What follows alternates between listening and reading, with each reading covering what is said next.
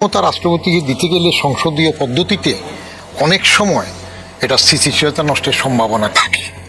নিজেকে বলি দিলেন বা ওই জোটে বলি হইলেন, সে অলি তো এনাদেরই লোক। হ্যাঁ, একই তো প্রেসিডেন্ট জিয়ার ঘনিষ্ঠ মানুষ ছিলেন, প্রেসিডেন্ট থেকে আরো বোনাফাইডি ছিলেন। কারণ প্রেসিডেন্ট জিয়া দল করার সময় জেনারেল সেক্রেটারির জন্য যেসব ক্রাইটেরিয়া বলছেন, রাষ্ট্রপতি শপথ নেওয়ার পরপরই নতুন মন্ত্রী ও প্রতিমন্ত্রীদের শপথ পড়িয়েছেন মির্জা ফখরুল ইসলাম আলমগীর। সরকার গঠনের 6 মাসের মাথায় মন্ত্রিসভায় যুক্ত হলেন আরো 6 সদস্য।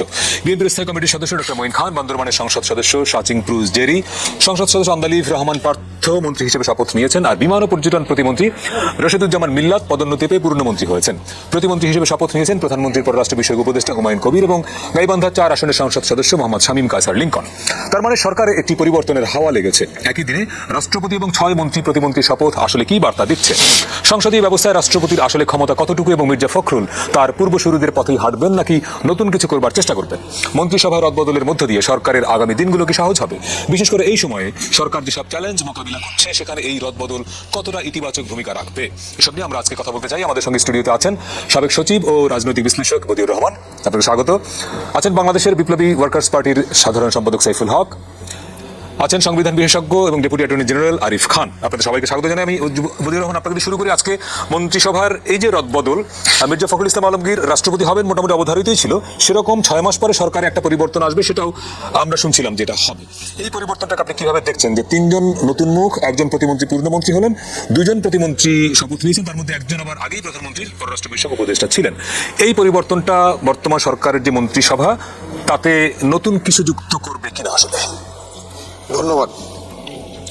মন্ত্রিসভায় পরিবর্তনে নতুন কিছু যোগ হবে তেমন আশা করা যায় না, তার কারণ এটা রুটিন ব্যাপার থাকে।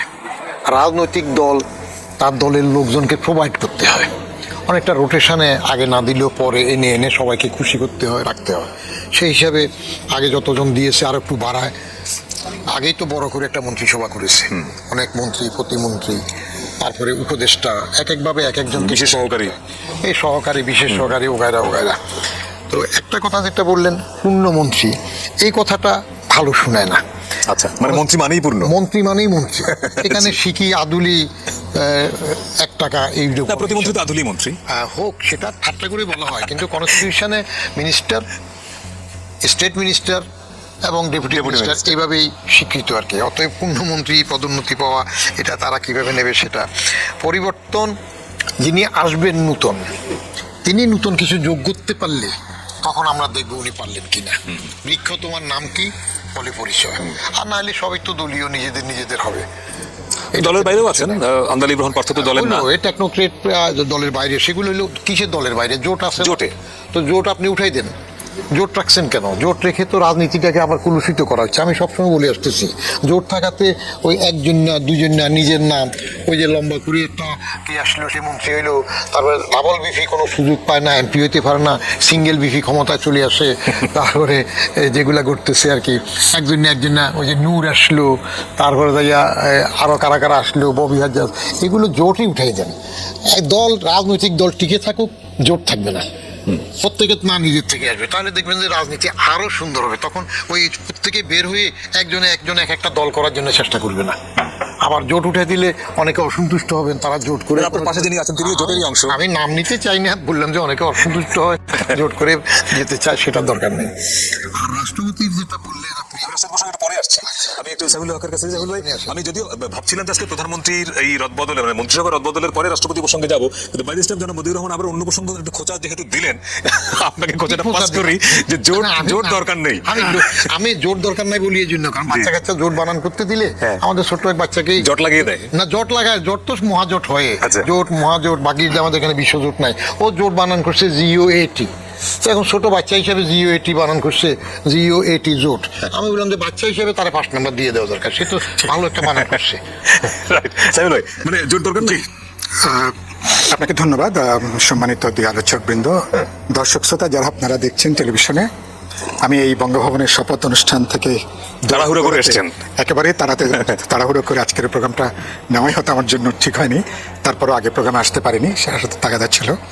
তো যারা আপনাদেরকে শুভেচ্ছা জানাই। আর আমি শুরুতেই আজকে বিএনপির একজন সাবেক মহাসচিব, যিনি তার দীর্ঘ বর্ণাঢ্য রাজনৈতিক জীবন, যিনি আজকে দেশের 23তম রাষ্ট্রপতি হিসাবে শপথ গ্রহণ করেছেন, তাকে আমি শুভেচ্ছা জানাই এবং অভিনন্দন জানাই এবং আশা করি একজন রাজনীতিক 23 বছর পরে তিনি রাষ্ট্রপতির এই পদে তিনি আজকে শপথ নিয়েছেন। পদের যে মর্যাদা, পদের যে সম্মান, এটা তিনি রক্ষা করবেন এমন একটা সময়, যে সময় বাংলাদেশের গণতান্ত্রিক অভিযাত্রা একটা গুরুত্বপূর্ণ একটা সময়, এবং এই রাষ্ট্রপতির অধীনে আগামী জাতীয় সংসদ নির্বাচন অনুষ্ঠিত হবে। পরবর্তী যে তত্ত্বাবধায়ক সরকার হবে, সেই সরকারের সময় এই রাষ্ট্রপতি তিনি সরকার প্রধান থাকবেন, রাষ্ট্রপ্রধান থাকবেন এবং তার তত্ত্বাবধানে আশা করি নির্বাচন হবে। ফলে এটা খুবই গুরুত্বপূর্ণ। সে জায়গা থেকে আমি ধন্যবাদ জানাই এবং আমি আশা করি রাষ্ট্রের প্রধান ব্যক্তি হিসেবে তিনি অতীতের অনেক তিক্ত অভিজ্ঞতা আমাদের আছে, সেটা তিনি কাটিয়ে উঠে তিনি এখন তো তিনি আর বিএনপির তিনি কেবলমাত্র শুধু বিএনপির লোক রাষ্ট্রপতি নন, তিনি এখন 20 কোটি মানুষ যারা তাকে ভোট দিয়েছে, ভোট দেয়নি সকল মানুষের পক্ষে দেশের গণতান্ত্রিক যে আকাঙ্ক্ষা, সে আকাঙ্ক্ষা তার পদের যেটুকু ক্ষমতা এখতিয়ার তার মধ্য দিয়ে তিনি তাকে উপযুক্তভাবে প্রতিনিধিত্ব করবেন, এটা আমরা দেখতে চাইব। আর আপনি যেটা বললেন, আমার ভাইয়ের সাথে আসাটা খুব আনন্দের। ওনার বক্তব্যের মধ্যে টক ঝাল মিষ্টি সবকিছু থাকে, ফলে আমি নিজে খুব এনজয় করি। আমি কখনো সময় পেলে মাঝে মধ্যে যখন দেখি ওনার প্রোগ্রাম হলে মাঝে মধ্যে দেখার চেষ্টা করি। তো আজকেও তিনি একটু খোঁচা দিয়েছেন, এসব জোট টোট কি হবে। এটা খোঁচা পাবেন কেন? এটা তাতে কোনো অসুবিধা নেই। প্রবলেম হলো যে এগুলো বাংলাদেশ যে গাড্ডার মধ্যে পড়ে গিয়েছিল একটা ফ্যাসিবাদী দুঃশাসন মোকাবেলা করার জন্য, তার বিরুদ্ধে আমরাই উদ্যোগ নিয়ে, এবং বিএনপি তো আমাদের কারো অফিস বাকি নেই, বিএনপি নেতাদের অনেকের জুতো ক্ষয় হয়ে গেছে, অনেকের চটি জুতো ক্ষয় হয়ে গেছে আর কি, আমাদের অফিসে বাসাতে যেতে যেতে আমরাও গেছি। কথা ছিল একটা ফ্যাসিবাদকে আমরা বলেছি বাড়িতে ডাকাত পড়লে মানুষ কেবল আত্মীয় স্বজন ডাকে না, পাড়া প্রতিবেশী সবাইকে ডাকে। এটা ছিল আমার থিওরিটিক্যাল অবস্থান। এই জায়গা থেকে সবাইকে আমরা একত্রিত করতে চেয়েছি যুগপৎ আন্দোলনে। সেই যুগপৎ আন্দোলনের ধারাতে 15-16 বছর, বিশেষ করে 22 সালের পর থেকে 16 বছর 36 দিন গণ অভ্যুত্থান, ইন্টারিমের 1.5 বছর, 12 ফেব্রুয়ারি নির্বাচন, 17 তারিখ বিএনপির সরকার গঠন, আজকে 6 মাস পার হয়ে আজকে আমরা এই পর্যায়ে এসেছি। এটা একটা কম্পালশন ছিল, মানুষকে ঐক্যবদ্ধ করার জন্য এই যুগপৎ আন্দোলনটা দরকার ছিল। এটা অফিসিয়ালি কোনো জোট না, কিন্তু একটা বোঝাপড়া। 31 আমার ভাই দেখলাম 31 দফা নিয়ে এসছেন আজকে। 31 দফা তো বিএনপির 27 দফা, আমাদের 14 দফা আলাপ আলোচনা করে এটাকে আমরা 31 দফা, এটাকে আমরা রূপ দিই। তো এটা চলার পথে যেটা আপনি প্রাসঙ্গিক অংশটা বলি, ফলে এটা হলো একটা কম্পালশন ছিল। এটা কেউ কোনো দল যদি একা পারতো তাহলে নিশ্চয়ই সবাইকে নিশ্চয়ই কেউ ডাকে না আর কি। আর আমাদের ঐতিহ্যের মধ্যে তো এটা নাই। আমাদের এখানে বরঞ্চ একলা চলরই হচ্ছে ঐতিহ্য। একটা বাধ্যবাধকতা ছিল, ঠেকা ছিল পুরো দেশ এবং জনগণকে উদ্ধার করার জন্য। আমরা একটা পর্যায়ে অতিক্রম করেছি, উদ্ধার হবো কিনা আগামী দিনে ভবিষ্যৎ বলবে। যেমন সরকারের কথা ছিল তারা একটা জাতীয় সরকার করবেন। 6 মাসের জায়গায় এখন তো প্রায় 7 মাস পড়লো সরকারের চলন বলনে। 6 মাস 7 মাসে জাতীয় সরকারে যারা পার্লামেন্টের ভেতরে 2-3টা দল আছেন, তাদের একজন করে প্রতিনিধি আছেন। আজকে পার্থ আজকে যুক্ত হলেন, এটা যদি হয় একরকম। গণসংহতি আন্দোলনের জন্য বললাম যে অর্থে জাতীয় সরকার 42টা দল আমরা 22 সাল থেকে, তার কোনো ওই অর্থে আসলে মানুষ এটা একটা বিএনপির সরকার, কিছু ব্যক্তিবর্গ আছেন, কিছু দলের প্রতিনিধিরা আছেন, ঠিক জাতীয় সরকারের কোনো প্রতিচ্ছবি এই সরকারের মধ্যে আজকের দিন পর্যন্ত হয়নি। সর্বশেষ যে পরিবর্তন হলো, একজন শুধু যুক্ত হলেন, একজন মাত্র যুক্ত হলেন। আর সরকারের আপনারা কি মনে করেছিলেন যে ধরুন যে 50 সদস্যের মন্ত্রিসভায় বিএনপির 10 জন, বাকিরা অন্য দল থেকে এরকম? না, সেটা নিশ্চয়ই কেউ মনে করেনি। বিএনপি নিশ্চয়ই ব্যাপকভাবে বিএনপির বরং, কারণ বিএনপির তো কথা ছিল তারা একটা রেইনবো নেশন তারা গড়ে তুলবেন। হ্যাঁ, এই কথাটা বলেছে তারা। তো আপনি রেইনবো নেশন যখন গড়ে তুলবেন, সরকারের মধ্যে তো রেইনবোটার একটা এক ধরনের ম্যানিফেস্টেশন থাকবে।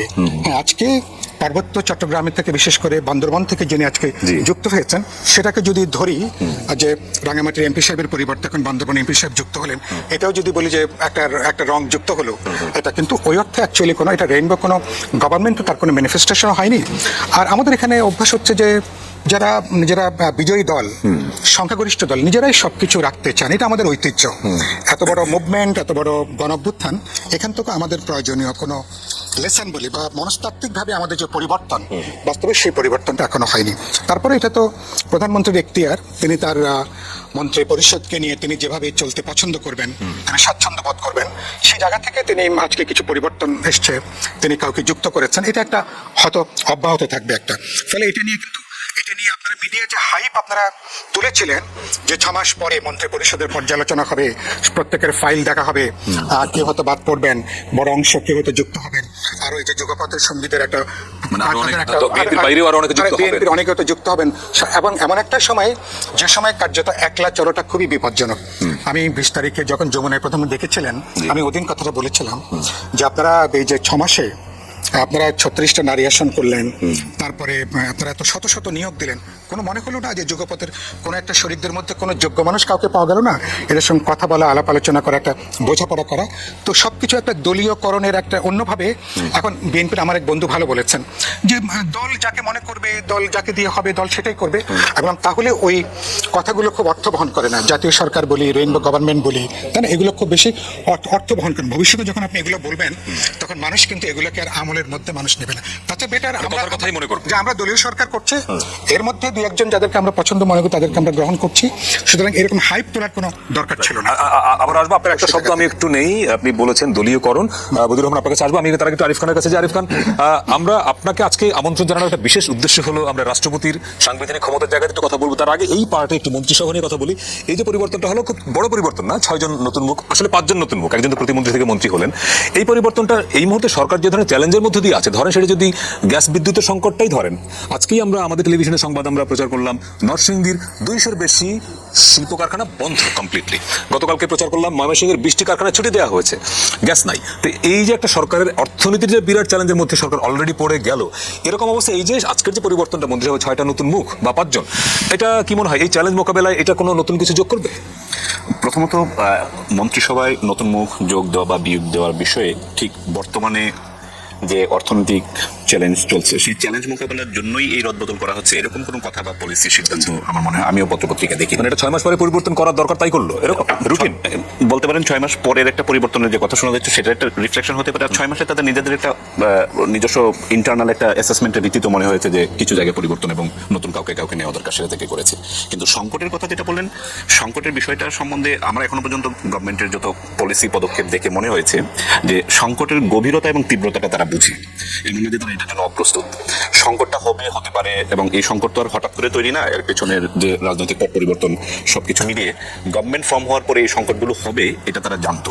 এখন এটাকে সামলে খুবই দক্ষতার সঙ্গে উত্তরণের জন্য যা যা করণীয় তারা চেষ্টা করছে, পারবে কিনা এটা আগামী 6 মাসে বোঝা যাবে কতটুকু দক্ষতার সঙ্গে করছে। ফলে মন্ত্রিসভার পরিবর্তনের সঙ্গে ঠিক এই সংকট মোকাবেলার সম্পর্ক আমি দেখছি না। আচ্ছা, আপনার কাছে একটু পরে আসবো। দলীয়করণের প্রশ্নে যারা বদিউর রহমান, আপনিও অনুষ্ঠানের আগেও বলছিলেন যে খুব বেশি আশাবাদী আপনি নন, কারণ সব জায়গায় আপনার মনে হচ্ছে যে এক ধরনের দলীয়করণ হচ্ছে। প্রশ্নটা একটু অন্যভাবে করি, যে ধরেন রাষ্ট্র তো একটা পলিটিক্যাল ইনস্টিটিউশন এবং সরকারে যারা থাকে তারা দলীয় লোক, তো দলীয় সরকার তো দলীয়করণই তো করবে নাকি? দুটো আপনার ডিনোটেশন কনোটেশনের মধ্যে একটু তফাৎ। রাজনীতিতে দলীয় সরকার হবে, কারণ ভোটের মাধ্যমে দল জিতেছে, সরকার দলীয় হবে, এতে কোনো সন্দেহ নেই, এটা নিয়ে কোনো প্রশ্ন নেই। কিন্তু প্রতিষ্ঠানগুলো দলীয় হবে না। আচ্ছা, প্রতিষ্ঠানগুলো নির্দলীয় থাকতে হবে। মনে করেন সিভিল সার্ভিস, এটা একটা ইনস্টিটিউশন। তো মনে করেন পাবলিক সার্ভিস কমিশন একটা ইনস্টিটিউশন। দুদক বলেন, দুদকে তো এখন বিচারপতিকে একজন অবসরপ্রাপ্ত বিচারপতিকে প্রদান করা হয়েছে। প্রশ্ন আছে কনস্টিটিউশনে লাভজনক পদের ব্যাখ্যা টেখ্যা নিয়ে বিএনপির আগের আমলে সুলতান সাহেব বিচারপতি ছিলেন, সেটাও প্রশ্ন ছিল। তো এই দেশে তো প্রশ্ন থাকলে সংবিধান বহির্ভূত হইলে সেগুলো টিকে না। যেমন এই যে 70 অনুচ্ছেদ নিয়ে একটা কথা উঠছিল যে যদি 70 অনুচ্ছেদটা এখন বদলাবে বলতেছে, থাকলে দলীয় সিদ্ধান্তের বাইরে যাওয়া যায় না, ঠিক আছে। এটা যদি দুইভাবে তো এটা ফেলতে পারতো। একটা ছিল সংসদ যেহেতু অধিবেশনে ছিল না, তখন রাষ্ট্রপতি অর্ডিন্যান্স করে এটা ব্যালটের সিক্রেট ভোটেও করতে পারতেন, তাহলেও বাজাদের কোনো অসুবিধা হইতো না, মির্জা ফখরুলই হতেন। কারণ দোস্ত তো 2 জন পুরনো লোক, অলি যিনি আসছেন, এই যে এখন জামাতে নিজেকে বলি দিলেন বা ওই জোটে বলি হইলেন, সে অলি তো এনাদেরই লোক। একই তো প্রেসিডেন্ট জিয়ার ঘনিষ্ঠ মানুষ ছিলেন। প্রেসিডেন্ট জিয়াই তাকে যে সোমবারে যে মন্ত্রীদের ক্লাসের মতো উনি মিটিং করতেন, 2টা মিটিং হতো, একটা হলো ক্যাবিনেট মিটিং শুক্রবারে, আর একটা সোমবারে। এখানে শুধু মন্ত্রীরা থাকতো, গভর্নমেন্ট অফিসাররা থাকতো না। আমি ঢুকতে পারতাম পেড পেন্সিল দেওয়ার মিনিস্টার হিসেবে, হয়তো ডাকলে ঢুকতে পারতাম আর কি। তো সেই সময় তো এমপি হওয়ার আগে অলি সাহেব আসছেন, এবং অলি সাহেবের তো একটা কথাও ছিল, অমিকেও ছিল যে রান্নাঘর থেকে কারে তিনি রাজনীতি শিখে নিয়ে আসছেন, এই জাতীয় বক্তব্য। তারপরে নিজেকে তিনি বলি দিলেন, এদিকে চলে আসলেন। তো সিক্রেট বোর্ড যদি হতো অর্ডিন্যান্স করেও, তাহলে ফখরুল সাহেব তাই হতো, কোনো অসুবিধা নাই। 2 একটা আরেকটা আবার সিক্রেট ভোট হলে হয়তো অলি আহমেদকে জামাত এনসিপির যারা ভোট দিয়েছেন কেউ কেউ ফখরুল সাহেবকে ভোট দিতেন, দিতেন ওইখান থেকে হয়তো একজন, সেটা হয়তো অলি আহমেদ শেষ পর্যন্ত 88টা ভোট পেতেন না। এটা ভালো হইতো, Right. স্টেট ভোট হইলে ব্যালটে ভালো হইতো, কিন্তু এখন পরের অধিবেশনে এটা বদলাবে, সেটা পরের ব্যাপার, 5 বছর পরের ব্যাপার। সবকিছু যদি ঠিকঠাক থাকে তাহলে 5 বছর পরের ব্যাপার। জি। কারণ ফখরুল সাহেব তো শপথ নেওয়ার আগে একটা কাজ সেরে দিছেন আনুগত্যের, সেটা হলো জোড়া কবর জিয়ারত করে আসছেন। জি। কারণ এটা যদি না করতেন, এটা না করার কারণে বদরুদ্দোজা চৌধুরী প্রেসিডেন্ট সরে গিয়েছিলেন। বদরুদ্দোজা শুধু প্রেসিডেন্ট যায় না, বদরুদ্দোজা চৌধুরী সরে উনি পদত্যাগ করেছেন। ফখরুল সাহেব থেকে তো উনিকে আউট করবে সেই কথা উঠতেছে মানুষের মনে। উনি তো ফখরুল সাহেবের থেকে আরো বোনাফাইড ছিল, কারণ প্রেসিডেন্ট দিয়ে দল করার সময় জেনারেল সেক্রেটারির জন্য যেসব ক্রাইটেরিয়া বলছেন যে এটা থাকতে হবে, ওটা থাকতে হবে, ওটা সব মিলালে দেখা যায় ওই বদরুদ্দোজায় হয়, আর কেউ হইতে পারে না। এত গুণ আর কারণ মিলে না। সেই বদরুদ্দোজাটাকে তো শেষ পর্যন্ত খালি প্রেসিডেন্ট থেকে সরে নাই, একটু কবর টবর এগুলোর আনুগত্য সবার। যে বললেন ফখরুদ্দিন সাহেব এখন বিএনপির নন, সবাই না, উনি বিএনপিরই থাকবেন। সবার হইলে তো উনি বদরুদ্দোজা হয়ে যাবেন। আবার রেল লাইনে দৌড়াইতে হবে তো, দৌড়ের আমরা তো দুইটা দৌড় জানি, একজন হলো দৌড় সালাউদ্দিন, আরেকটা হলো রেল লাইনের দৌড়। তো ফখরুদ্দিন সাহেব, ফখরুল ইসলাম আলমগীর, ফখরুল আলমগীর সাহেব ওই শপথের আগে দিয়ে to remaining the safe side জোড়া জিয়ারতটা করে আসছে। তখনও তো আমি রাষ্ট্রপতি হই নাই, এটা বলতে পারি। জোড়া জিয়ারত মানে বুঝলাম না, জোড়া কবর জিয়ারত আর কি, জোড়া কবর মানে কি? প্রেসিডেন্ট জোড়া কবর তো না, দুজনের কবর, জিয়া রহমানের কবর, খালেদা জিয়ার কবর, উনি বলছেন দুজনের কবরে নেই। না, এটা ঠিক জোড়া কবর বলা ঠিক হবে না। আগে না, একজন ছিল, না এক্সকিউজ মি, আপনি দুজন সাবেক প্রধান, একজন প্রধানমন্ত্রী, একজন প্রেসিডেন্ট। আপনি ব্যাখ্যা দেওয়ার পরে বুঝতে পারলাম আপনি বলছেন সাবেক রাষ্ট্রপতি এবং বেগম জিয়া। আমি বলি, আপনি জোড়া কবর বলতে বোঝাচ্ছেন সাবেক রাষ্ট্রপতি আর সাবেক প্রধানমন্ত্রী জিয়াউর রহমান সাহেবের কবর এবং বেগম জিয়া। সাবেক একাধিকবারের প্রধানমন্ত্রীর কবর। এটাকে জোড়া কবর বলে ইঙ্গিত, এই শব্দটা বোধহয় আমি এক্সপান্স করা উচিত। আমি বলি আপনার মতো একজন ঝানু সাবেক আমলা এত হালকা চালে এরকম একটা পাবলিক প্রোগ্রামে আপনি জোড়া কবর ইঙ্গিত দিয়ে কথা বলাটা কি মানানসই হলো স্যার? এভাবে কথা বলা যায়? একটা জিনিস আপনার টক শোতে আমি আরো ব্যথিত হয়েছি, আহত হয়েছি, কারণ আমি আপনার অনেক টক শো দেখেছি যেখানে আপনি খুবই গুরুত্বপূর্ণ মানে উপদেশ এবং পরামর্শমূলক, যেটাকে আমরা নসিহত বলি, এইভাবে কথা আপনি বলেন। তো যিনি উপদেশ দেন স্যার, তার কিন্তু আরেকটু অন্যের প্রতি শ্রদ্ধা। এটা আপনার রাজনীতি টকের মধ্যে কিছুটা হিউমারও থাকে। যেমন ওনার যেটা খোঁচা বললেন, আপনি খোঁচা কেন, এটা কমপ্লিমেন্টও নিতে পারেন। না, কমপ্লিমেন্টও না, নিতে একটা পারেন। সমস্যা হয় কি, যে যখন আপনি যখন বলেন তখন লক্ষ লক্ষ মানুষ যখন দেখে না, সবাই হয়তো হিউমার হিসেবে নাও নিতে পারে, সবাই এটাকে হিউমার হিসেবে নেবে, এই কিভাবে সবাই এটাকে সেটা সিরিয়াসলি কিভাবে? নেবে। কারণ এই মানুষের মধ্যে একটা শ্রদ্ধার প্রশ্ন, মর্যাদার প্রশ্ন আছে। শিক্ষানের শব্দ দুইটা ব্যবহারগুলো এইভাবে করলে এটা আরেকটা প্রাসঙ্গিক দলীয়করণের যেটা আসছে। প্রসঙ্গক্রমে এটাও বলে রাখি, বদরুদ্দোজা সাহেবের পদত্যাগকে যেভাবে এক ধরনের খুবই হালকা এবং সরস কথা হিসাবে শুধু কবর জিয়ারতের জন্য প্রেসিডেন্ট থাকতে পারেননি হিসাবে যেভাবে ব্যাখ্যা দেওয়া হয়, এটা ইতিহাসের খুবই বিকৃত ব্যাখ্যা। ব্যাপারটা এরকম না, রাষ্ট্রপতি যখন দায়িত্ব গ্রহণ করেন, রাষ্ট্রপতি যখন পদে বহাল থাকেন, তার সঙ্গে বিদ্যমান সংসদীয় দলের, সরকারি দলের খুবই গুরুত্বপূর্ণ একটা রসায়ন, একটা কেমিস্ট্রি থাকে। সেই কেমিস্ট্রির অনেক বিষয়ে কিন্তু পারস্পরিক আস্থার ব্যাপার আছে। সেই সব আস্থা নষ্ট যদি হয়, তাহলে কিন্তু আসলেই রাষ্ট্রপতির সাথে সরকারের সম্পর্কের পুনর্মূল্যায়নের সূত্র হিসেবে যে কোনো গুরুতর সিদ্ধান্ত আসতে পারে, যেটা বদরুদ্দোজা সাহেবের ক্ষেত্রে হয়েছে। এরকম একটা ঐতিহাসিক, গুরুত্বপূর্ণ, গভীরতর, তাৎপর্যপূর্ণ রাজনৈতিক ঘটনাকে আমরা এর প্রকৃত কনটেক্সটে বা প্রেক্ষিতে স্থাপন না করে রসিয়ে খুব হালকাভাবে শুধু কবর জিয়ারত করেননি বলে বদরুদ্দোজা সাহেবের রাষ্ট্রপতি পদ থাকেনি, আমার মনে হয় এইভাবে ওভার সিম্পলিফিকেশন করে অতি সরলীকরণ করে রাজনীতির ব্যাখ্যা দেয়। আমরা এই 6 জনকে, তার মধ্যে 4 জন মন্ত্রী, 2 জন প্রতিমন্ত্রী। আমাদের সঙ্গে আছেন বদিউর রহমান, আছেন সাইফুল হক এবং আরিফ খান। জনাব সাইফুল হক, একটা বিষয় যেই আলোচনার অনেক বছর ধরে আছে যে সংসদীয় ব্যবস্থায় রাষ্ট্রপতির যে ক্ষমতা, তাতে রাষ্ট্রপতির চেয়ারে মির্জা ফখরুল ইসলাম আলমগীর আছেন নাকি শাহাবুদ্দিন সাহেব আছেন, এটা কতটা ম্যাটার করে আসলে? ঠিক আছে, এটা ব্যক্তি নিশ্চয়ই এটা ম্যাটার করে। এটা আমাদের বিদ্যমান যে সংবিধানই তো রাষ্ট্রপতির দুটো গুরুত্বপূর্ণ, একমাত্র প্রধানমন্ত্রীর নিয়োগ আর প্রধান বিচারপতির। কিন্তু প্রধানমন্ত্রীর নিয়োগ তো রাষ্ট্রপতির হাতে না। আমরা জানি যে তারপরেও তিনি ওটা একটা আনুষ্ঠানিকতা। আচ্ছা, তো এই না, প্রধান বিচারপতিও কি রাষ্ট্রপতি নিয়োগ দেন আপনার মনে হয়? না, এখন এটা তো আপনি কার্যত, মানে এটা কার্যত এখন এগুলো আমাদের এখানে বাস্তবে সরকারি নির্বাহীদের মতামত, তাদের চিন্তা ভাবনা জেনেই তো রাষ্ট্রপতি তিনি আসলে সিদ্ধান্তটা নেন। এটা হচ্ছে ভেতরকার বিষয়, কিন্তু অফিসিয়ালি তো এই দুটো তার এখতিয়ারের মধ্যে আছে। আরেকটা আছে যে প্রধানমন্ত্রী তিনি যখন ন্যাশনালি গুরুত্বপূর্ণ তার এই শাসন পদ্ধতি চালানোর ক্ষেত্রে টাইম টু টাইম তিনি রাষ্ট্রপতিকে তিনি ব্রিফ করেন, বিশেষ করে ইন্টারন্যাশনাল অ্যাফেয়ার্স এর ব্যাপারে বিদেশ সফর থেকে এসে বিদেশ সফর থেকে এসে যখন এটা তিনি এটা একটা আমাদের এখানে উল্লেখ আছে, আমাদের সংবিধানে এটা উল্লেখ আছে, এবং তিনি টাইম টু টাইম তিনি এটা তাকে ব্রিফ করবেন, তার দিক থেকে কোনো পরামর্শ থাকলে সেটাও তিনি আনঅফিসিয়ালি হয়তো তিনি নেন এগুলোর ক্ষেত্রে। কিন্তু এবার আরেকটা আছে যে দায় মুক্তির একটা বড় ব্যাপার আছে, সর্বোচ্চ শাস্তি এটাকে বহাল রাখা, এটাকে কমানো বা এটাকে স্থগিত রাখা, এই যে জায়গাটা এটা কিন্তু রাষ্ট্রপতির এটা একটা এখতিয়ারের মধ্যে আছে। এটাও তিনি কিন্তু নির্বাহীর প্রধানমন্ত্রীর সঙ্গে পরামর্শ ক্রমেই করে, তার কিন্তু পরামর্শ ক্রমে বিদ্যমান আমাদের সংবিধানে এখন যেটা আছে আর তারপরে করতে হয়। এবার যেটা গুরুত্বপূর্ণ, আমরা এবার জাতীয় ঐক্যমত্য কমিশনে 7 মাস আমরা যে আলোচনা করলাম, প্রধানমন্ত্রীর নির্বাহী ক্ষমতার সাথে রাষ্ট্রপতির যে অফিস বা রাষ্ট্রপতির ক্ষমতার একটা লজিক্যাল রেশনাল কিছু ভারসাম্য তৈরি করা যায় কিনা। যেমন আমরা এবার আলোচনা করেছি যেটা যে বেশ কিছু কমিশন নিয়োগে, মানবাধিকার কমিশন বলুন, তারপরে দুদক, আমার এখানে আইন কমিশন, Bangladesh bank governor, energy regulatory commission ইত্যাকার বিষয়গুলো আমরা অধিকাংশ দল আমরা একমত হয়েছি যে এগুলো রাষ্ট্রপতির কাছে এগুলো থাকা দরকার। কিন্তু গুরুত্ব যেটা আপনি বললেন, দুদক থেকে শুরু করে নির্বাচন কমিশন তো ইতিমধ্যে এটা সংবিধান, ধরুন রাষ্ট্রপতির হাতে ক্ষমতা গেল, তো তখন এটা দ্বৈত শাসন হবে না? না দ্বৈত শাসন না, কিন্তু বলছেন যে প্রধানমন্ত্রীর রাষ্ট্র চালাচ্ছেন প্রধানমন্ত্রী নির্বাহী বিভাগ নিয়ে, এখন রাষ্ট্রপতির হাতে আপনি 10-12টা কমিশনের নিয়োগের দায়িত্ব দিয়ে দিলেন। কমিশন অলরেডি একটা প্রচেষ্টা করে একটা এর আগে একটা বাছাই কমিটি হবে, বাছাই কমিটি কিছু নাম আলাপ আলোচনা করবে, রাষ্ট্রপতিকে পাঠানো হবে চূড়ান্ত পর্যায়ে। রাষ্ট্রপতি কয়েকটা নাম থেকে তিনি হয়তো একটাকে তিনি হয়তো নির্ধারণ করবেন আপনি, এবং রাষ্ট্রপতি যেটা হয় স্বাভাবিকভাবে সরকার প্রধান বা সরকারের নির্বাহী বিভাগের সাথে তিনি অফিসিয়ালি আনঅফিসিয়ালি বোঝাপড়া করে আলাপ আলোচনা করে নর্মালি করেন। কিন্তু এবার আমরা বিশেষভাবে অধিকাংশ দল এই কটা বিষয় রাষ্ট্রপতির এখতিয়ারে আমরা এবার রাখতে চেয়েছি।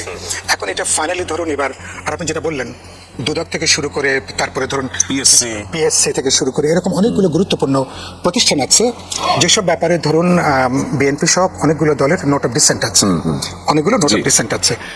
আমাদের এটা অপেক্ষা করতে হবে পার্লামেন্টে যে সংবিধান সংশোধন কমিটি হয়েছে, এই কমিটি আগামী কদিনে তারা কিভাবে বিলটা উত্থাপন করেন।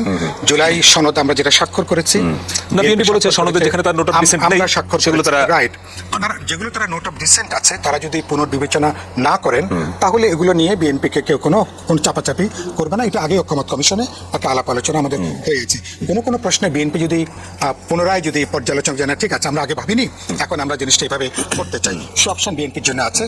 এটার জন্য সেপ্টেম্বরে পার্লামেন্টের যে সেশনটা হবে, এই সেশনে পার্লামেন্ট সেশন তো 27 তারিখ শুরু হচ্ছে, রাইট, এই সেশনে অষ্টাদশ সংশোধনী আকারে বিএনপি ফাইনালি জুলাই সনদ অনুসারে কিভাবে তারা গোটা বিলটা উত্থাপন করেন সেটা আমাদের কিন্তু দেখবার একটা প্রশ্ন আছে। কিন্তু এটা আমি মোটামুটি কিছুটা ধারণা করতে পারি রাষ্ট্রকমিটির এখনকার ক্ষমতার চেয়ে কিছুটা বাড়বে, এবং বিএনপি অনেকগুলো প্রশ্নে নীতিগতভাবে তারাও একমত আছে। আরিফ খান, আমাদের সংবিধান 48 অনুচ্ছেদে এখন রাষ্ট্রপতির যে ক্ষমতা, একটা ক্ষমতা নিয়ে বলা হয় যে এই ক্ষমতাটা কখনোই আমাদের রাষ্ট্রপতিগণ প্র্যাকটিস করেন নাই।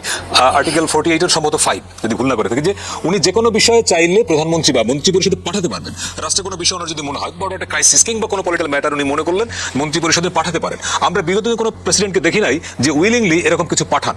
আমার প্রশ্নটা অন্য জায়গায়, যে ধরেন এর আগে আমরা যে 22 জন রাষ্ট্রপতি দেখলাম তাদের সঙ্গে মির্জা ফখরুল সাহেবের ওনার যেহেতু পলিটিক্যাল ক্যারিয়ারটা অন্য অনেকের চেয়ে উজ্জ্বল, উনি এই জায়গাগুলো আপনার কি মনে হয় নতুন কিছু যুক্ত করবেন কিনা, নাকি পূর্বসূরিদের লিগাসি বহন করবে? একটা উদাহরণ আছে, রাষ্ট্রপতি শাহাবুদ্দিন সাহেব যখন ছিলেন, বিচারপতি শাহাবুদ্দিন সাহেব যখন রাষ্ট্রপতি পদে ছিলেন, তিনি একটা বিল, একটা আইন ওনার কাছে স্বাক্ষরের জন্য প্রেরণ করা হয়েছিল, জননিরাপত্তা আইন। আচ্ছা, ওনার কাছে স্বাক্ষরের জন্য প্রেরণ করা হয়েছিল, তার কিছু নিজস্ব অবজারভেশন সহ তিনি স্বাক্ষর না দিয়ে সংসদে ফেরত পাঠিয়েছিলেন।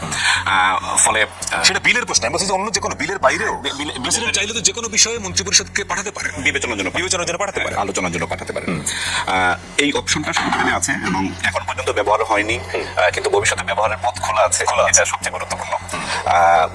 এর সাথে অন্য সম্পর্কিত প্রশ্ন আপনার কি ছিল? প্রশ্ন ছিল যে মির্জা ফখরুল সাহেব কি আসলে বিগত 22 জন রাষ্ট্রপতির যে আর দেখেছি উনি সেই লিগাসি থেকে বের হয়ে নতুন কিছু করতে পারবেন বলে আপনি মনে করেন? আচ্ছা, প্রশ্নটা একটু মানে এক ধরনের ফাদ প্রশ্ন বলা যায়, কারণ বিগত 22 জন রাষ্ট্রপতিকে একটা ব্র্যাকেটে ফেলে আসলে বিবেচনা করা যাবে না। 22 জন রাষ্ট্রপতির টেনিয়রে অনেক কিছু ঘটেছে যেগুলো ঠিক মানে সবগুলো সমান বা সমরূপ ছিল না। আচ্ছা, আমার প্রশ্ন হলো প্রেসিডেন্ট পদটা তো সেম, বিগত 22 জনের ক্ষেত্রেও তারা রাষ্ট্রপতি ছিলেন, এখন যিনি আজকে শপথ নিলেন মির্জা ফখরুল ইসলাম আলমগীর, তিনিও রাষ্ট্রপতি হিসেবে আমাদের সংবিধানের একটা ফ্রেমওয়ার্ক আছে যে রাষ্ট্রপতি মানে রাষ্ট্রপতি মানে তিনি এই করতে এখতিয়ারভুক্ত, এই তার দায়িত্ব, এই তার কর্তব্য।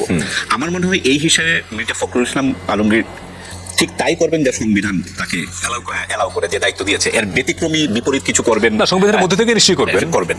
ফলে এই জায়গায় জিনিসটা সুনির্দিষ্ট, এবং বাংলাদেশের সংবিধানে রাষ্ট্রপতিকে আমাদের যখন রাষ্ট্রপতির ক্ষমতা এবং প্রধানমন্ত্রীর ক্ষমতা বা সরকারের ক্ষমতা এবং এক ধরনের ভাগাভাগি, যেটা সাইফুল ভাই একটু ভারসাম্য সব কথা বলা হয়।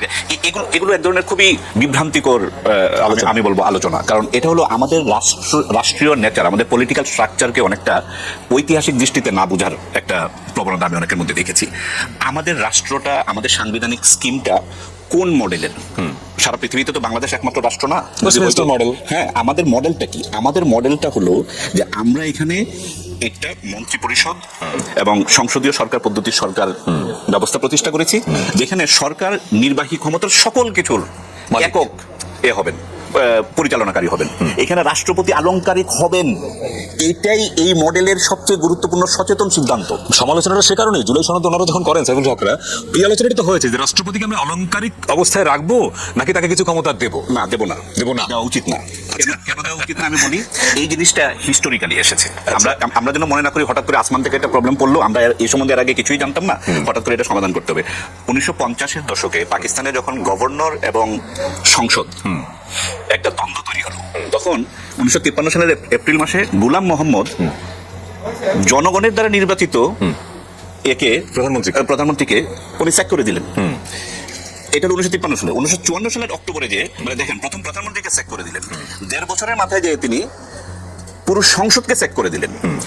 এই যে ক্ষমতার ভারসাম্যের কথার বা মডেলের জায়গায় বাংলাদেশের ক্ষমতা চলে, এরপরে তো পাকিস্তানের রাজনৈতিক মানে ইতিহাস সম্পূর্ণ বদলে গেল, মিলিটারি শাসন, আইয়ুব, ইয়াহিয়া সব মিলিয়ে।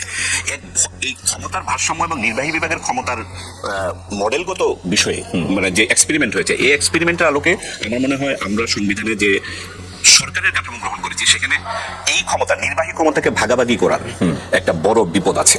এবং আমাদের বর্তমান রাজনৈতিক যে ট্রেন্ড এবং রাজনৈতিক আলোচনা সমালোচনার যে ট্রেন্ড, এই ট্রেন্ডে ইতিহাসের অনুপস্থিতি আছে। আমরা মনে করছি যে এই মুহূর্তে নির্বাহী সরকারের হাতে ক্ষমতা বেশি আছে, এটাকে কেটে ছুটে ভাগ করে কিছু রাষ্ট্রপতি হাতে দিয়ে, প্রধানমন্ত্রীকে একটু দুর্বল করে রাষ্ট্রপতিকে দিয়ে দাও। এইটা সমস্যা আরো বৃদ্ধি করবে, এটা সমস্যার সমাধান।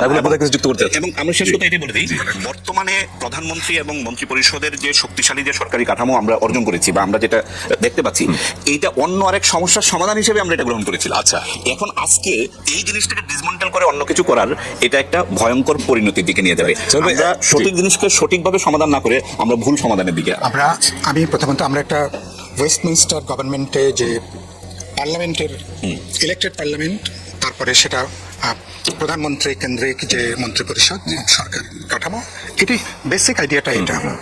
এই আজকে ঐক্যমত কমিশনের যে আলোচনা, বহু বছর ধরে আলোচনা, সেটা কারণটা হচ্ছে আমাদের তিক্ত অভিজ্ঞতা। প্রধানমন্ত্রী কেন্দ্রিক যে ক্ষমতা কাঠামো অধিকাংশ ক্ষেত্রে বা একটা দীর্ঘ সময় জুড়ে এটা একটা প্রধানমন্ত্রীর একটা চরম কর্তৃত্ববাদী শাসনের জন্ম দিয়েছে বাংলাদেশে।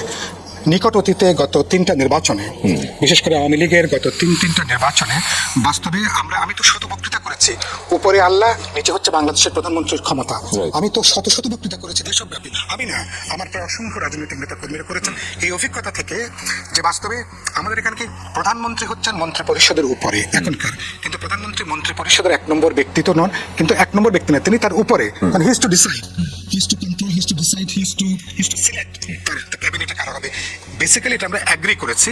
আমাদের এক্সপিরিয়েন্স থেকে কথাটা এসছে যে এইরকম একটা যে বেপরোয়া ক্ষমতা, যেটা প্রায়শই, এবং আবার কি হয়েছে কাগজে কলমে আছে, যে কোনো মডার্ন ডেমোক্রেটিক স্টেটে আইন প্রণয়নী বিভাগ মানে পার্লামেন্ট এবং জুডিশিয়ারির সাথে এক্সিকিউটিভের একটা রেশনাল লজিক্যাল ভারসাম্য থাকবে। কিন্তু বাস্তবে আমি আগেরটা বাদও দিচ্ছি, গত 15-16 বছরে বাস্তবে নির্বাহী বিভাগের কর্তৃত্বে পরোক্ষভাবে সব কিছুকে নিয়ে আসা হয়েছে। সমস্ত আমার বিচার বিভাগ থেকে, এবং আপনি তো আইনের আদালতের লোক, আপনি নিশ্চয়ই আমার চেয়ে অনেক বেশি আপনার এক্সপিরিয়েন্স।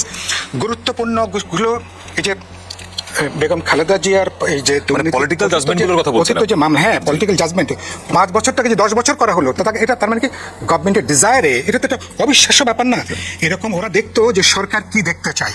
উচ্চ আদালতের এই যে তার মানে পুরো, তার মানে এটা হলো আপনি বিচারপতি যখন নিয়োগ দেন, বিচারপতির নিয়োগকর্তা যদি এক্সিকিউটিভ হয়ে থাকে, মানে ডিরেক্টলি আর ইনডিরেক্টলি, তাহলে বিচারপতিরা ইন্ডিপেন্ডেন্টলি তারা তাদের যে জাজমেন্ট, তাদের যে কনসিয়েন্স, তারা বিবেক বা প্রজ্ঞা তারা দেখাতে পারবেন কিনা, সংস্কারের কথাগুলো এই জায়গাগুলো সেগুলো থেকে এসছে যে আপনি প্রধানমন্ত্রীর ক্ষমতাকে নিশ্চয়ই আপনি লেজে ফেয়ার দেবার কোনো সুযোগ নাই, তাহলে তার একটা লিমিট থাকা দরকার। তারও একটা জবাবদিহিতার প্রশ্ন, তিনি পার্লামেন্টে কীভাবে জবাবদিহি করবেন এবং জনগণের কাছে কীভাবে করবেন। প্রধানমন্ত্রী রাষ্ট্রপতির অফিসের সাথে তার ক্ষমতার কিছু প্রশ্নে যেগুলো নির্বাহী ক্ষমতাকে গুরুতর কোনো কাটিল করবে না, সেটাও আলাপ আলোচনা করে রেশনালি কিভাবে করা যেতে পারে। এই আলোচনাতে গোটা সংস্কার আলোচনাটা কিন্তু মূলত এখানে সংস্কার গোটা আলোচনাই হচ্ছে নির্বাহী বিভাগের সাথে অপরাপর সাংবিধানিক প্রতিষ্ঠান ডেমোক্রেটিক ইনস্টিটিউশনগুলো যাতে একটা ডেমোক্রেটিক একটা সম্পর্ক যাতে থাকে। আপনাকে মনে হয় যে রাষ্ট্রপতির হাতে কিছু ক্ষমতা দেওয়া দরকার? আপনার সংসদীয় পদ্ধতি যখন আপনি চালু করেছেন, সেখানে সরকারের স্থিতিশীলতার জন্য